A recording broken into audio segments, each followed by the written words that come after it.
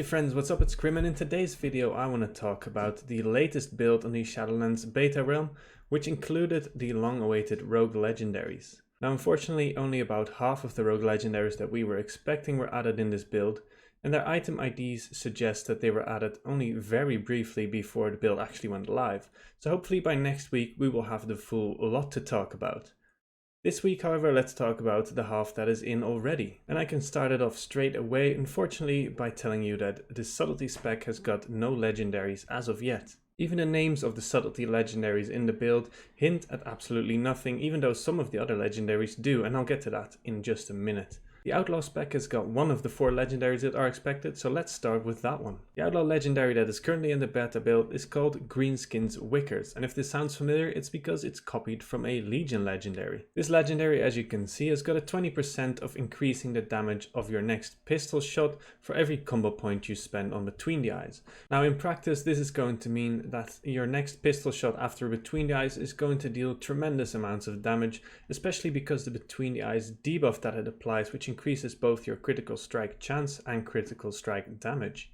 Not only was this already a legendary in Legion, but it also sort of returned as the Deadshot Azerite trait in Battle for Azeroth. Overall, it's a pretty alright legendary, and I look forward to seeing what the other 3 will be. The Assassination Spec has received 3 out of their 4 legendaries, and as you can see on the screen right now, a lot of those have got the DNT tag, which means do not test, which unfortunately means that they usually do not even work yet. The first legendary that was added for Assassination has not got an active effect yet, but has received the name of Dashing Scoundrel. Now this may also sound familiar because it was a tier set in Antorus, and because there is a bit of a theme going on with old tier set bonuses and old Legion legendaries returning, I think it is safe to assume that this legendary will have either the 2 set, the 4 set, or maybe both combined together on it. Now the 2 set bonus for this was an increased crit chance on your poisons after you used Envenoms, and the 4 set bonus would give you some energy back whenever your poisons crit.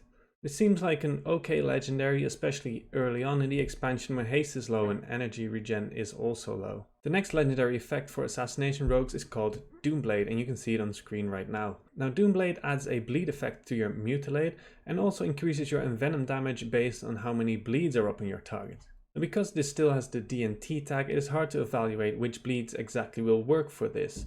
Sometimes these things are only whitelisted to rogue bleeds, sometimes Crimson Tempest isn't even included in this, but on the other end of the spectrum it may also work for the likes of Bone Spike or the Sepsis bleed. All we can do for now is wait and see what this will affect, but overall it's a pretty solid legendary that has nice synergy with itself if that does work. The third legendary effect Assassination has received is called Dustwalker Patch, and that may also sound familiar because it is once again a Legion legendary from the Duskwalker footpads.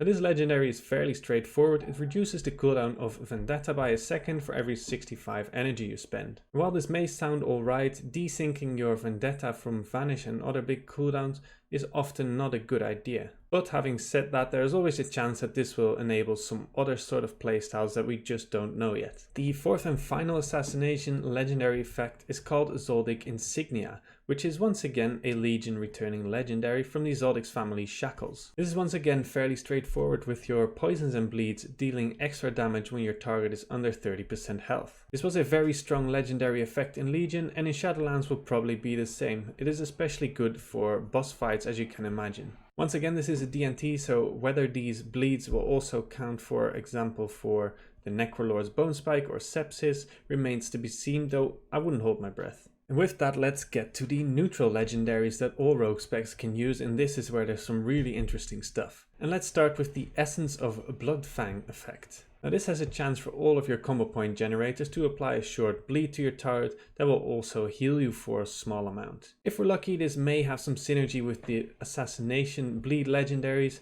but at the start of Shadowlands we can only wear 1 legendary anyway, so its value is kind of low. Except maybe for some niche situations where the healing may be required. The next legendary effect is the Mark of the Master Assassin effect, and this once again is a returning Legion legendary. This Legion legendary was called Mantle of the Master Assassin and was best in slot for pretty much every rogue spec in any situation. This effect gives you 100% crit chance while in stealth and for 5 seconds after breaking stealth.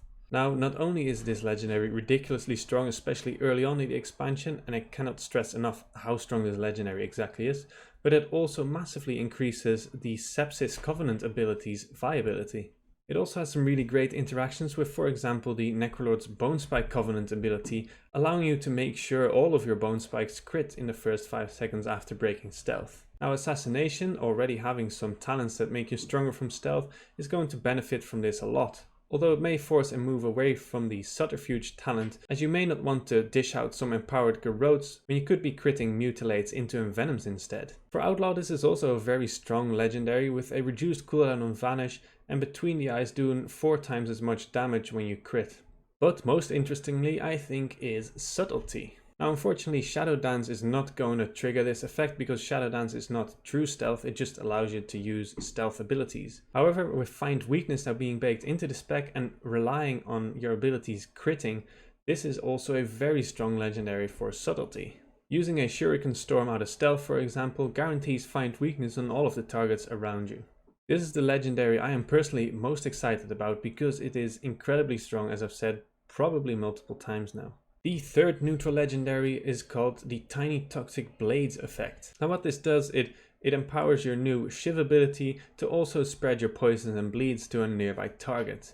Naturally, this is going to be most interesting for Assassination because they rely on bleeds and poisons more so than the other 2 specs. Unfortunately, this is also one of the D&T tags and is unsure currently whether this will also work with the likes of Bone Spike or Sepsis. If it does, however, this legendary will also be ridiculously strong.